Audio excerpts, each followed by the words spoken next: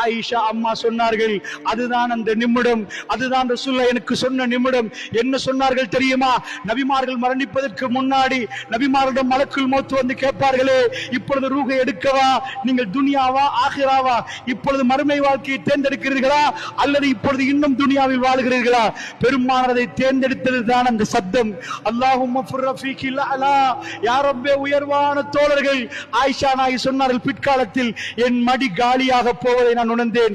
ரசூலுல்லாஹ் என்னை விட்டு விட்டு போக முடிவெடுத்து விட்டார். அல்லாஹ்வுடைய தூதர் அல்லாஹும்ம ஃபுர்ரஃபீகில் அலா, உயர்வான தோழர்களோடு என்று ரசூலுல்லாஹ் ஸல்லல்லாஹு அலைஹி வஸல்லம் மிகவும் பலகீனமான குரலில் என் காதை கொண்டு போய் வைக்க, பெருமானார் மெல்ல மெல்ல அதை சொல்ல, அல்லாஹ்வுடைய தூதருடைய விரல் கீழே விழுந்து விட்டது.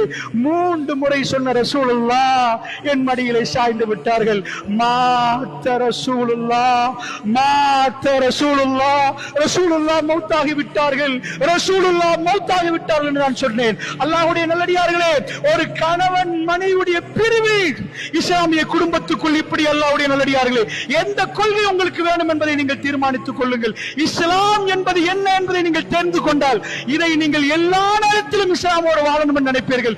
எங்களுக்கு ஏதோ லாபம் கிடைக்கிற நேரம் இஸ்லாம், எங்களுக்கு நட்டமாகிற நேரம் இஸ்லாம் வேணாம் என்று சொல்ல மாட்டோம்.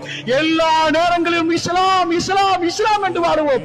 அந்த இஸ்லாத்தை கொண்டு போய் வீட்டுக்குள் நுழைத்தால் மிக அழகிய ஒரு குடும்பம், நிஜமான ஒரு பார்வை, எல்லாரும் மிகவும் சீனத்தோடு இந்த குடும்பமாக வாழலாம். அல்லாஹ்வுடைய